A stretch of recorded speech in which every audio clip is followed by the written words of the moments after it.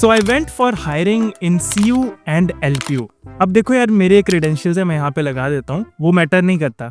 सबसे ज़्यादा चीज़ जो मैटर करती है कि तुम इस वीडियो से क्या सीख के जाते हो।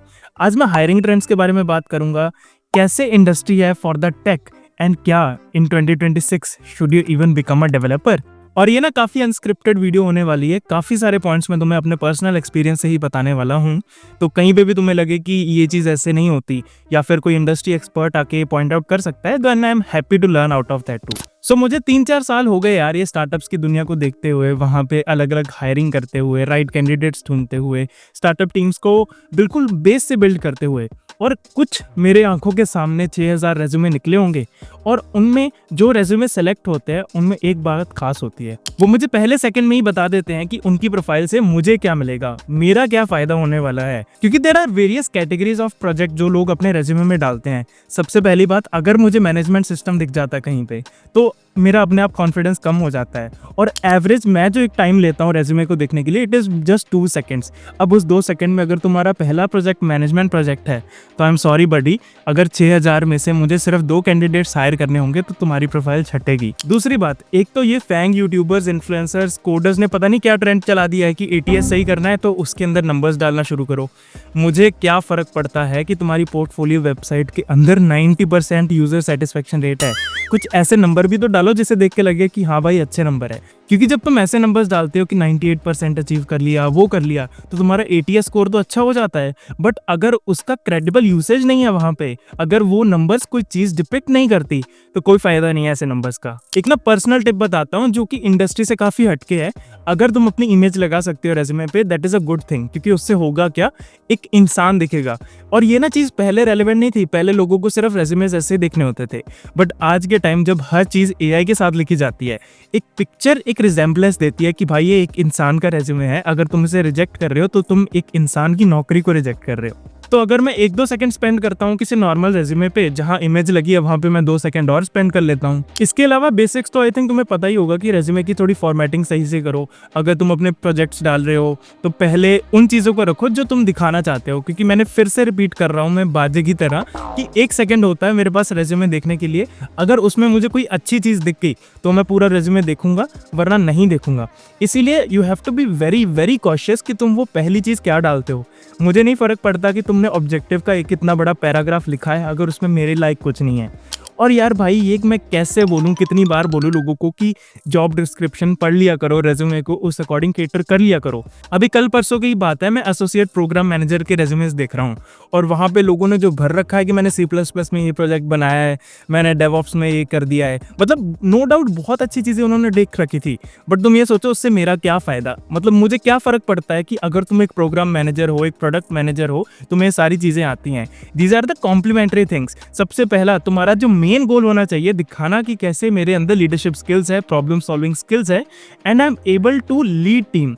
अब वो किसी का दिखता नहीं है तो फिर वो रेज्यूमे भी रिजेक्ट होता है। और ये चीज़ सिर्फ रेज्यूमे तक वैलिड नहीं होती, इसके बाद भी लोग भाई पढ़ते ही नहीं है। मैंने लिंक्डइन पे ना इतना तगड़ा रैंट लिखा था ना इस चीज़ के बारे में कि भाई तुम्हें असाइनमेंट दिया, असाइनमेंट की इंस्ट्रक्शंस तो पढ़ लो।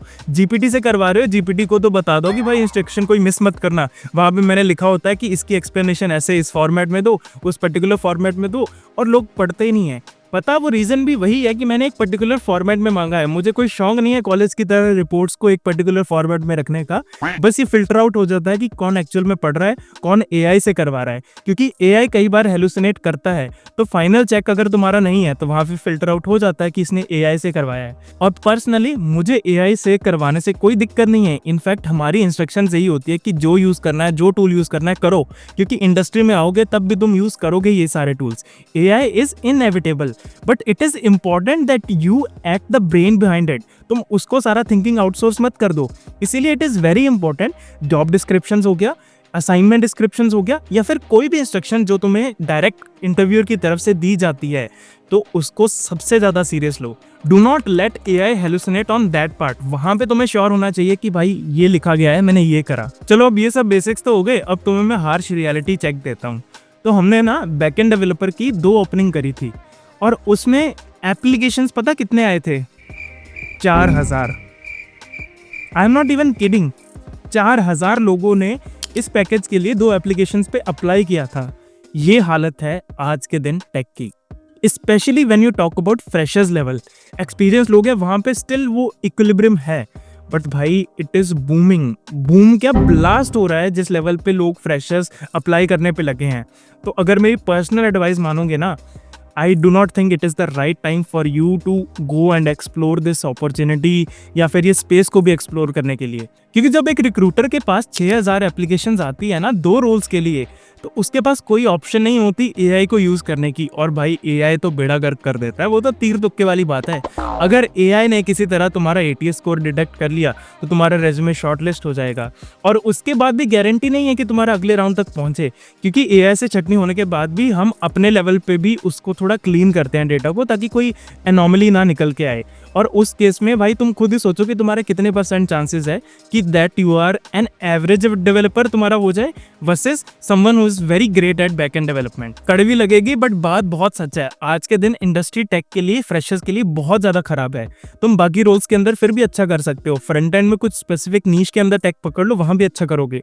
बट तुम सोच रहे हो ना कि तुम मर्न डेवलपमेंट कर लोगे, तुम दुनिया के बेस्ट मर्न डेवलपर बन जाओगे और तुम्हें टॉप कंपनीज में आते ही जॉब लग जाएगी, तो ये ख्याल दिमाग से निकाल दो भाई। हम मजाक मजाक में कॉर्पोरेट में पता क्या कहते हैं कि चाय बनाने वाले को भी मर्न आता है आजकल। थोड़ी रूखी जुबान में बात कर रहा हूँ, बट ये इंपॉर्टेंट है तुम्हारे लिए, क्योंकि तुम्हारे करियर का सवाल है। 4 साल इंजीनियरिंग करने के बाद तुम ये थोड़ी ना देखना चाहते हो कि 6000 लोगों के अंदर मेरी प्रोफाइल सेलेक्ट नहीं हो रही, मैंने तो अपनी पूरी एफर्ट डाली थी। तुम्हारी प्रोफाइल कैसे शॉर्टलिस्ट हो जाएगी? इंडस्ट्री में डिमांड ही नहीं उस चीज की। उन्हें एक डेवलपर चाहिए, एआई के साथ मिलकर सारा काम हो जाता है। क्या करेंगे वो 3-4 डेवलपर्स का? और ये मैं कह रहा हूँ अच्छे स्टार्टअप, अच्छी कंपनीज में जाने के लिए। अगर तुम्हें टीसीएस, इन्फोसिस में जाना है तो जाओ भाई, मेरी क्या दिक्कत है। 20 लाख लगाओ इंजीनियरिंग पे, 4 लाख का पैकेज लो और निकलो। बट फिर तुम पूछोगे आयुष भाई कि सोल्यूशन है क्या?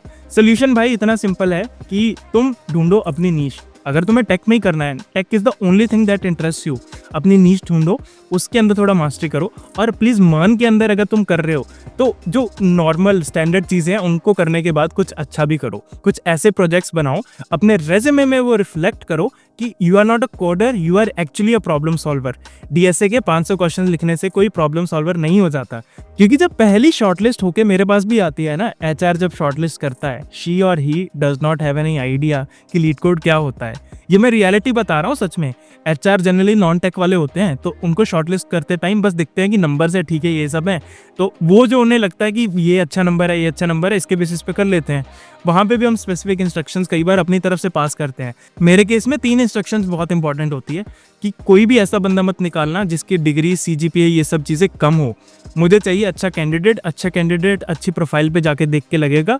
एआई का यूज़ मत करना, खुद से प्रोफाइल छांटना, टाइम लगेगा, बट उस कैंडिडेट के लिए भी अच्छा होगा, हमारे लिए भी अच्छा होगा, तभी हम राइट कैंडिडेट हायर कर पाएंगे। बस यार आज की वीडियो का यही सार है। ऐसी रॉ वीडियोस हम बनाते रहते हैं, तो अगर तुम्हें पसंद आए सब्सक्राइब कर दो।